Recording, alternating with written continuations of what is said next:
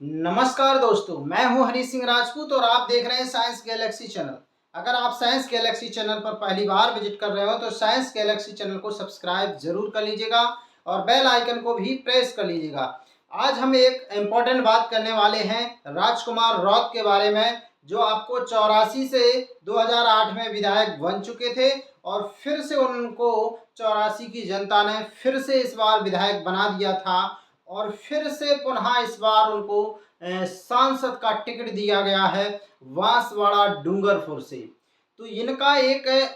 अच्छा खासा वहां पर आदिवासियों के प्रति इन्होंने कार्य किया है, उसके लिए यहाँ के युवाओं का एक रोल मॉडल के रूप में जाने जाते हैं। और चलिए आज हम बात करते हैं इन्होंने पाल बोखला में क्या कहा, जो रौत जी हैं किसके बारे में उन्होंने क्या कहा उसके बारे में हम चर्चा करते हैं। तो देखिए यहाँ पर पाल बौखला में जब उनकी सभा हुई तो जो सांसद प्रत्याशी हैं राजकुमार रौत जी, इनका भारी उससे स्वागत किया गया। तो इन्होंने खुद, ये राजकुमार रौत जी हैं, इनका जब स्वागत किया गया तो इन्होंने वहाँ की जो पाल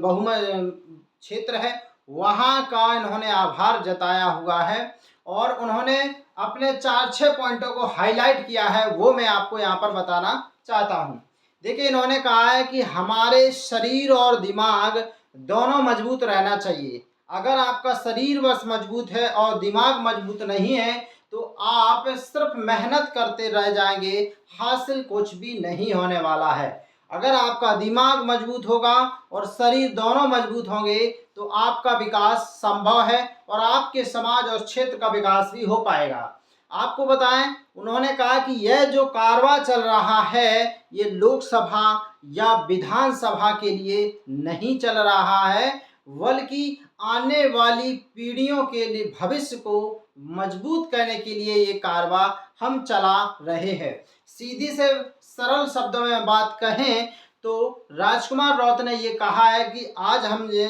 जो सीट मिली हुई है हमें ये बांसवाड़ा डूंगरपुर की सांसद के तौर पर, तो ये हमें एक जिम्मेदारी मिली हुई है और ये हम अपने लिए नहीं, केवल एक सांसद बनने के लिए नहीं, बल्कि यहाँ की जो क्षेत्र की जनता है इनकी समस्याओं को आगे लाने के लिए हमें यहाँ से खड़ा किया गया है। कुल मिलाकर के जो आने वाली पीढ़ी है उसके जो समस्याएं हैं आज वर्तमान में उसका निराकरण करने के लिए मुझे खड़ा किया गया है।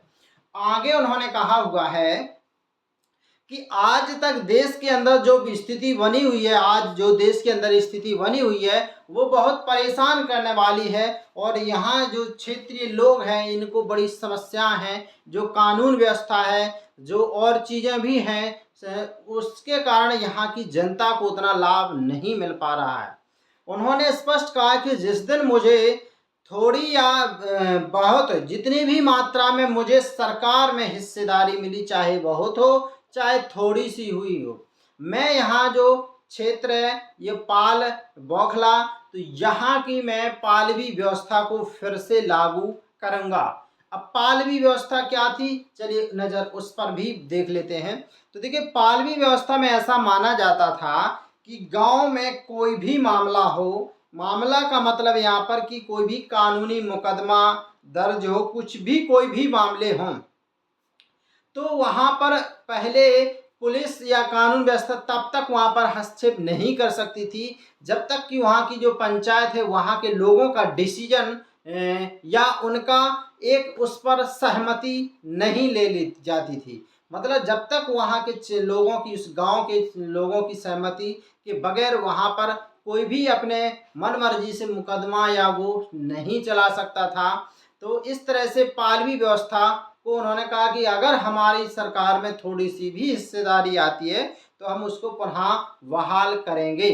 उन्होंने और भी बताया कि मुझे जो लोकसभा प्रत्याशी बनाया है वो एक सौभाग्य है और दूसरा चैलेंज भी है और ये अग्नि परीक्षा भी है, क्योंकि मुझे यहाँ की जो 84 जनता ने बहुत कम उम्र में ही मुझे वहाँ की जिम्मेदारी दे दी थी और उसके बाद पुनः मुझे वहाँ की जिम्मेदारी मिली है और मुझे 11,000 से ज़्यादा वोटों से जीत मिली, जो एक अपने आप में बहुत ही शानदार जीत रही है। आगे उन्होंने कहा कि कि हमारे आदिवासी भाइयों को जो आरक्षण व्यवस्था, जो नौकरियों में आरक्षण नहीं मिल पा रहा है, इस वजह से हमारे समाज के लोग शासन प्रशासन का हिस्सेदार नहीं बन पा रहे हैं। ऐसा में आगे चल के आरक्षण लागू किया जाएगा ताकि मेरी हिस्सेदारी हुई सरकार में, ताकि यहाँ की जनता और क्षेत्रीय विकास आसानी से हो सके। तो चलिए आप उस क्षेत्र के कमेंट करके हमें बताइए कि क्या वहाँ पर राजकुमार राउत का योगदान है, क्या उन्होंने 84 में काम किया है।